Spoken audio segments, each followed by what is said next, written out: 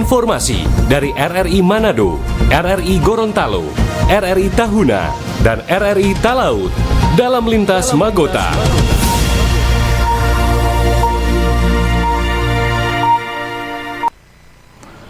Pukul 17 waktu Indonesia Tengah, Radio Republik Indonesia dengan berita Magota, Manado, Gorontalo, Tahuna, dan Talaut.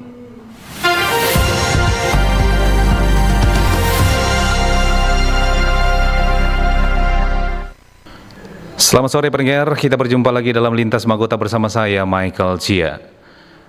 Lintas Magota sore ini kami awali dengan informasi dari RRI Manado, di mana Kementerian Kependudukan dan Pembangunan Keluarga BKKBN Perwakilan Sulawesi Utara bersama LPP RRI Manado menggelar audiensi dengan Wakil Gubernur Sulawesi Utara Victor Mailangkai sebagai langkah awal penurunan stunting di Sulawesi Utara.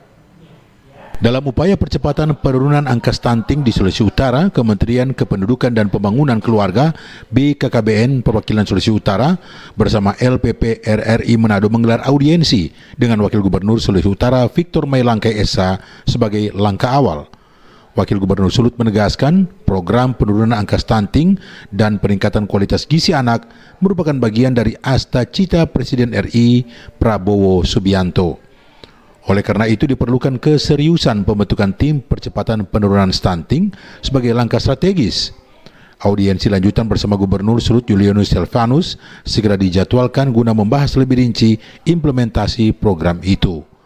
Kepala Kemenduk Bangga BKKBN Perwakilan Sulawesi Utara, Dr. Jenny Winokan menekankan pentingnya langkah ini sebagai respons atas kenaikan angka stunting 0,8% di Sulawesi Utara. Ya, tentunya kami dari Kementerian Kependudukan dan Pembangunan Keluarga merupakan pemerintah pusat yang ada di provinsi berkewajiban untuk berkolaborasi dengan pemerintah daerah selaku pemilik wilayah, di mana berbagai program kependudukan maupun pembangunan keluarga tentunya akan kami breakdown apa yang sudah diarahkan oleh Pak Menteri, termasuk di dalamnya program percepatan penurunan stunting dengan dibentuknya tim percepatan penurunan stunting tingkat provinsi untuk mengantisipasi kenaikan 0,8% di Provinsi Sulawesi Utara. Menurutnya, upaya ini tidak hanya menjadi tanggung jawab Kemenduk Bangga BKKBN, tetapi juga membutuhkan keterlibatan seluruh mitra kerja, termasuk pemerintah daerah hingga tingkat kabupaten kota. Selain itu, Dr. Jenny juga menyoroti pentingnya peran media seperti RRI Manado dalam edukasi masyarakat. Audi Kandores melaporkan. Lintas Magota, Manado, Gorontalo, Tahuna, dan Talaut.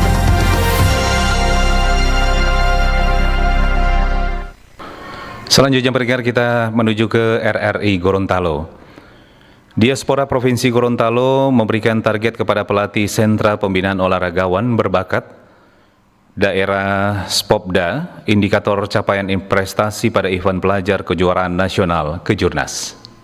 Pasca perubahan nomenklatur Pusat Pendidikan Latihan Pelajar PPLP menjadi sentra pembinaan olahragawan berbakat daerah Spopda, Dinas Pemuda dan Olahraga Provinsi Gorontalo menetapkan target baru kepada pelatih cabang olahraga Spopda. Dengan perubahan nama ini, prestasi atlet harus lebih baik lagi. Kepala Dinas Pemuda dan Olahraga Provinsi Gorontalo Daniel Ibrahim menegaskan tujuan transformasi dari PPLP menjadi Spopda untuk meningkatkan prestasi atlet tingkat nasional. Spopda sebagai pusat pengembangan atlet berbakat daerah menjadi tantangan baru bagi pelatih maupun atlet. Di hari Jumat itu kami kan ada penandatanganan. Ada penandatanganan pernyataan dari pelatih, pernyataan dari orang tua, pernyataan dari atlet sendiri. Di pelatih itu ada target tersendiri, ada evaluasi. Evaluasi kan kapasitas asrama itu kan terbatas. Sedangkan jumlah atlet yang dibina oleh mereka itu banyak. Berarti di sini harus ada target. Kalau memang kita bina misalnya 6 orang, ada di antara 6 orang misalnya biasa-biasa dan juga bisa saja kita akan evaluasi, kita ganti dengan yang punya potensi lagi. Daniel Ibrahim menyampaikan pihaknya akan melakukan evaluasi secara berkala terhadap capaian prestasi atlet dan pelatih. Ukuran capaian prestasi pada event skala pelajar seperti kejuaraan nasional. Ia mengungkapkan dalam struktur baru ini pembinaan atlet terbagi dalam 2 sumber anggaran, APBD dan APBN. Untuk cabang olahraga APBD PBD mengakomodir taekwondo dan pencak silat, sementara APBN cabang olahraga atletik dan karate. Selain itu, Daniel Ibrahim juga akan mengusulkan ke Gubernur Gorontalo agar 4 cabang olahraga yang sebelumnya dibina di PPLP seperti sepak takraw, anggar, tenis meja, dan renang agar diakomodir pada sentra pembinaan olahragawan berbakat daerah Spopda. Bobi Riawan melaporkan. Adanya gangguan cuaca menjadi pemicu hujan terus mengguyur wilayah Gorontalo dalam beberapa waktu terakhir. BMKG Gorontalo memprediksi kondisi ini masih akan terus terjadi dalam beberapa hari ke depan. Curah hujan tinggi yang melanda wilayah Provinsi Gorontalo dalam beberapa hari terakhir disebabkan oleh adanya gangguan cuaca. Badan Meteorologi, Klimatologi, dan Geofisika BMKG Gorontalo melihat fenomena ini terjadi akibat adanya belokan angin dan konvergensi yang menyebabkan penumpukan massa udara. Perakirawan BMKG Gorontalo Arimi Pratiwigani kepada RRI mengatakan kondisi atmosfer yang tidak stabil ditambah dengan suhu permukaan laut yang masih hangat di wilayah Sulawesi dan Teluk Tomini turut berkontribusi terhadap pembentukan awan-awan hujan. Kombinasi dari faktor-faktor ini membuat curah hujan di Gorontalo cenderung tinggi dalam beberapa waktu terakhir. BMKG memperkirakan kondisi cuaca seperti ini masih akan berlangsung selama beberapa hari ke depan, dengan potensi hujan ringan hingga sedang akan terjadi di seluruh daerah di Provinsi Gorontalo. Selama sepekan terakhir, kondisi cuaca di wilayah Gorontalo khususnya memang lagi ada beberapa fenomena cuaca yang mengganggu ya. Salah satunya itu adalah suhu permukaan laut yang masih cukup hangat, baik itu di perairan Laut Sulawesi dan juga Teluk Tomini. Selain itu juga masih terdapat belokan angin dan konvergensi di beberapa wilayah, khususnya di wilayah Gorontalo sendiri. Sehingga hal tersebut memicu adanya pertumbuhan awan-awan hujan di wilayah Gorontalo. Dalam 3 hari ke depan ini kondisinya masih sama, masih ada wilayah yang berdampak, khususnya wilayah bagian utara juga. Dia tidak selama 3 hari itu hujan full, tidak. Jadi masih tetap ada yang namanya jeda untuk istirahat. Namun dalam 1 minggu ke depan kita memperkirakan masih akan ada kemungkinan hujan di wilayah Gorontalo sendiri. Menyikapi kondisi tersebut, BMKG Gorontalo mengimbau masyarakat dan pemerintah daerah untuk meningkatkan kewaspadaan, terutama bagi warga yang tinggal di kawasan rawan bencana seperti daerah bantaran sungai, lereng bukit, dan wilayah pesisir. BMKG juga mengingatkan agar aparat pemerintah daerah aktif dalam menyampaikan informasi cuaca kepada masyarakat luas, serta menyiapkan langkah-langkah mitigasi guna mengurangi risiko bencana. Dengan cuaca yang diprediksi masih labil dalam beberapa hari ke depan, kewaspadaan masyarakat menjadi kunci dalam meminimalkan dampak buruk yang dapat ditimbulkan oleh intensitas hujan yang tinggi. Dari Kota Gorontalo, Provinsi Gorontalo, Andi Sanga, Pro 1 RRI terus mengudara untuk Indonesia. Lintas Magota, Manado, Gorontalo, Tahuna, dan Talaut.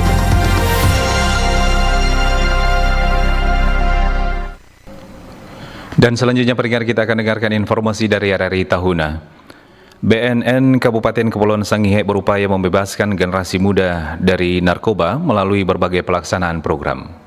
Remaja dan pemuda merupakan masa rentan untuk menyalahgunakan dan mengedarkan narkoba. Di usia remaja dan pemuda akan cenderung mencoba-coba menggunakan barang terlarang tersebut akibat pergaulan. Dengan demikian, telah menjadi konsentrasi pemerintah untuk berupaya meminimalisir penyalahgunaan dan peredaran narkoba melalui pelaksanaan berbagai program. Kepala Badan Narkotika Nasional Kabupaten BNNK Sangihe, Melki Tuan Kota mengatakan, secara nasional 27% usia remaja dan pemuda yang menjadi pengguna dan pengedar narkoba. Menyikapi keterlibatan remaja dan pemuda dalam penggunaan dan peredaran gelap narkoba, dilaksanakan program teman sebaya dan keluarga bebas narkoba bagi pelajar usia 11 hingga 14 tahun. Program ini untuk mengingatkan akan bahaya narkoba khusus bagi yang mulai duduk di bangku sekolah menengah pertama dan menengah atas. Yang banyak terlibat di dalam penyalahgunaan narkoba Bahwa ini memang pada rentang umur yang remaja ke pemuda ini, remaja dan pemuda. Nah, ini rentan umur yang memang sangat banyak terlibat di dalam penyalahgunaan narkoba. Karena kalau kita melihat dari sisi data yang ada, kurang lebih secara nasional itu ada 27% yang terlibat di dalam penyalahgunaan dan peredaran gelap narkoba ini. 27% ini berada pada umur remaja dan pemuda ini. Jadi berarti di lingkungan pendidikan pasti masuk ini. Lebih lanjut, sosialisasi bagi pelajar untuk bebas dari ancaman bahaya narkoba juga merupakan komitmen pemerintah untuk mempersiapkan generasi muda tangguh dan berkualitas untuk menuju Indonesia emas, sehingga perlu adanya komitmen bersama untuk membebaskan generasi muda dari ancaman penyalahgunaan dan peredaran gelap narkoba. Alfa Mauri melaporkan. Lintas Magota, Manado, Gorontalo, Tahuna, dan Talaut.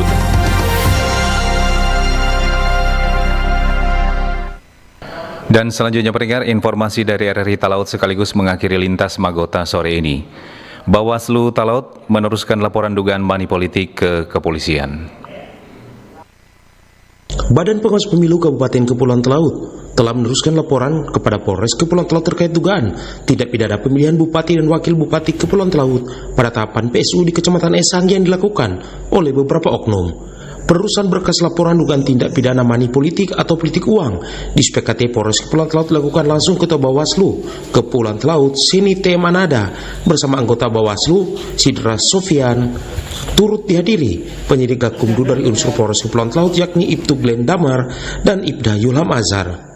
Kami dari Bawaslu pada PSU kemarin telah melakukan kajian terkait temuan adanya dugaan pelanggaran pemilihan, pidana pemilihan yang dilakukan oleh beberapa oknum terkait dugaan pidana pemilihan money politik. Maka kami dari Bawaslu maupun dengan Sentra Gakumdu, Kepolisian dan Kejaksaan telah melakukan pembahasan untuk dilaksanakan dan dilanjutkan ke tingkat penyidikan. Terkait laporan yang masuk, Ibtu Glenn Damar selaku Kasat Reskrim Polres Kepulauan Talaut mengatakan akan segera menindaklanjutinya. Setelah kami menerima laporan dari Bawaslu, sudah barang tentu ketika ada laporan ini akan ditindaklanjuti, dan akan kami lakukan pemanggilan untuk saksi-saksi untuk dimintakan keterangan agar supaya membuat terang apa yang sudah disampaikan oleh atau dilaporkan oleh Bawaslu kepada kami. Demikian. Diketahui register laporan dugaan pelanggaran tindak pidana pemilihan tercatat di Bawaslu Talaut pada tanggal 7 April 2025 kemarin. Dari Kabupaten Kepulauan Talaut, RRI Robert Tamaroba terus mengudara untuk Indonesia. Dan sekian Lintas Magota edisi sore ini. Saya Michael Cia, selamat sore. RRI terus mengudara untuk Indonesia.